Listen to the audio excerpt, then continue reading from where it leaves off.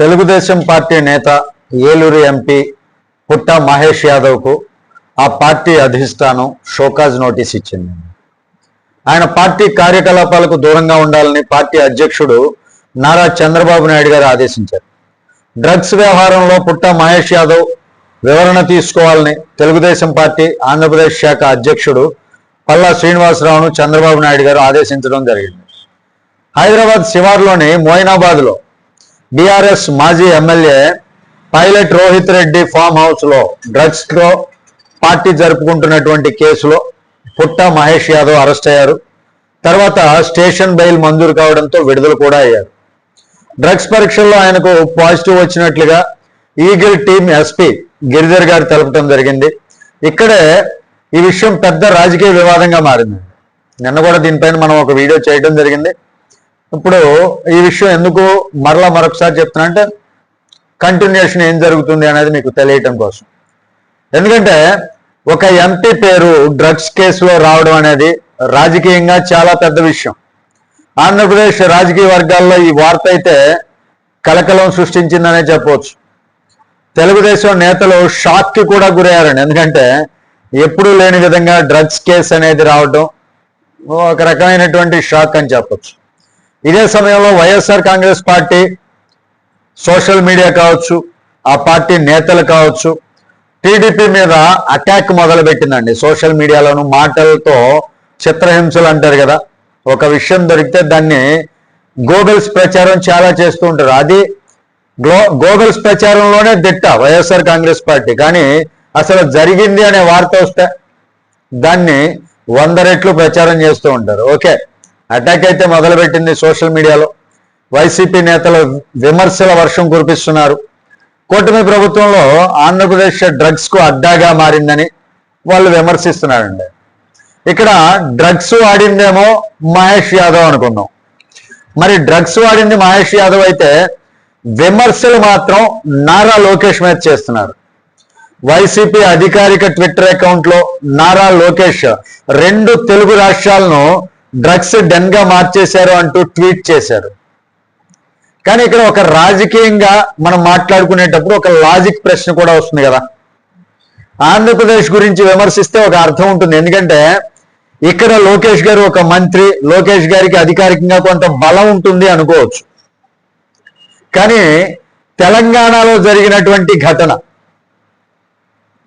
అలా తెలంగాణలో జరిగినటువంటి ఘటనకు కూడా లోకేష్ ను బాధ్యుణ్ణి చేయడం ఎలా, ఎంతవరకు సమంజసం అన్నటువంటి ప్రశ్న రాజకీయ విశ్లేషకుల నుంచి వస్తుందండి. ఎందుకంటే తెలంగాణలో ప్రభుత్వం వేరు, అక్కడ చర్యలు తీసుకునేది అక్కడ ప్రభుత్వం. ఇదిలా ఉంటే ఆంధ్రప్రదేశ్ ను డ్రగ్స్ కు అడ్డాగా మార్చారని విమర్శిస్తూ సోషల్ మీడియాలో పెద్ద ప్రచారం చేస్తున్నారు. పుట్ట మహేష్ యాదవ్ వాస్తవానికి తెలంగాణలో తీసుకున్నారు. కానీ దీనిపైన ఆంధ్రప్రదేశ్ ని డ్రగ్స్ కి అడ్డాగా డెన్ గా మార్చారు లోకేష్ గారు అంటూ విమర్శలు అయితే వైసీపీ వాళ్ళు చేస్తున్నారు.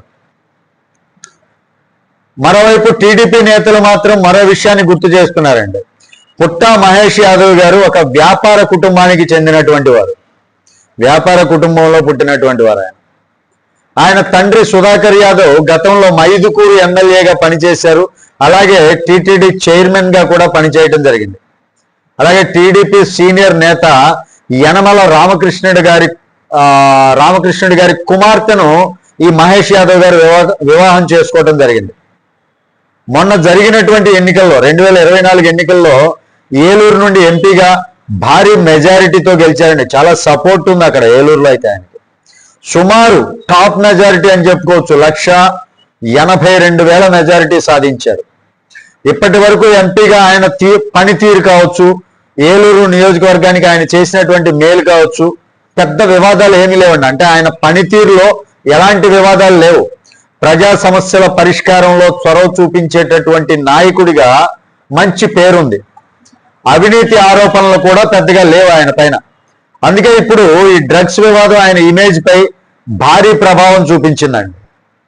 ప్రత్యేకంగా పరీక్షల్లో పాజిటివ్ రావడం, బ్లడ్ శాంపిల్స్ తీసినప్పుడు ఆ శాంపిల్స్ లో పాజిటివ్ రావడం అనేది ఆయనకి పెద్ద సమస్యగా మారింది.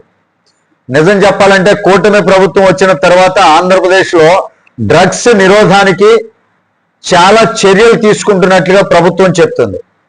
గత వైసీపీ ప్రభుత్వంలో డ్రగ్స్ చాలా దారుణంగా సర్క్యులేట్ అయినాయి.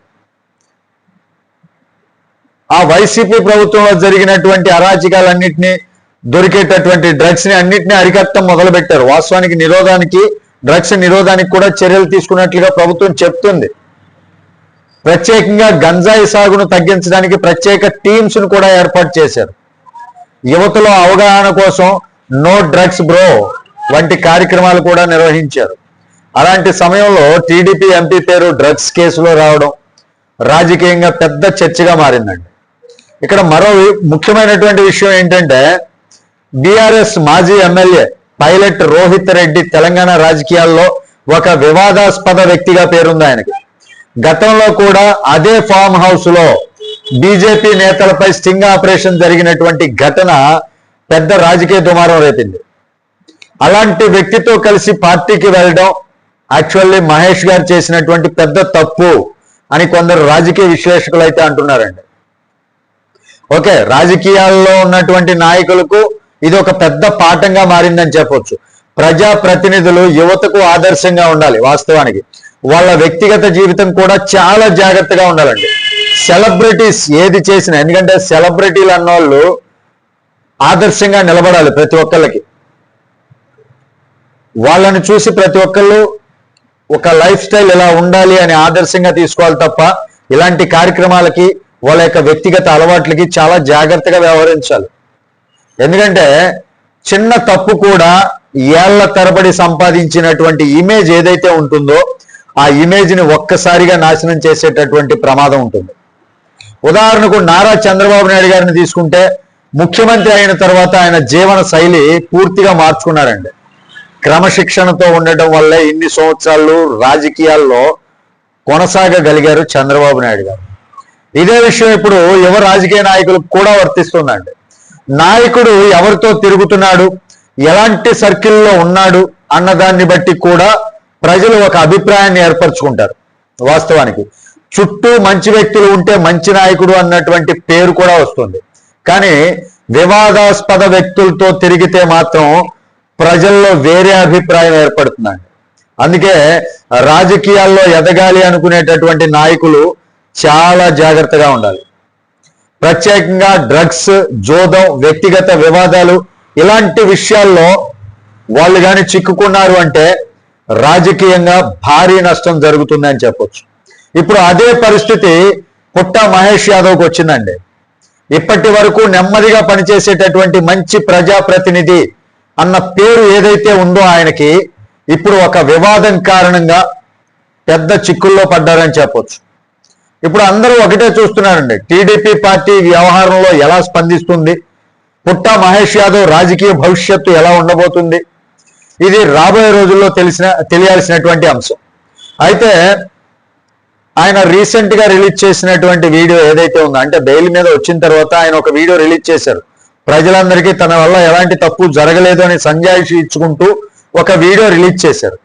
ఆ వీడియో కింద కామెంట్స్ చూడండి మీరు అందరూ, ట్విట్టర్లో ఉంది, మీరందరూ కామెంట్స్ చూడండి. పుట్టా మహేష్ యాదవ్ గారి పర్సనల్ ట్వీట్ చేశారు.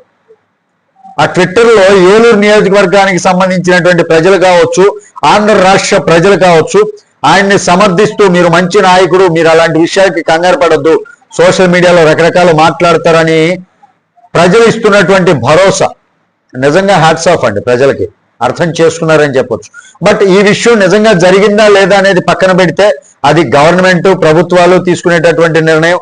అది డ్రగ్స్ అధికారిక సంస్థలు ఎవరైతే ఉన్నాయో ఆ ఎస్పీ వాళ్ళందరూ కూడా ఆ శాంపిల్స్ తీసుకొని కేసు నిజంగా జరిగి ఉంటే, తప్పు నిజంగా జరిగి ఉంటే శిక్ష ఎవరికైనా తప్పదు.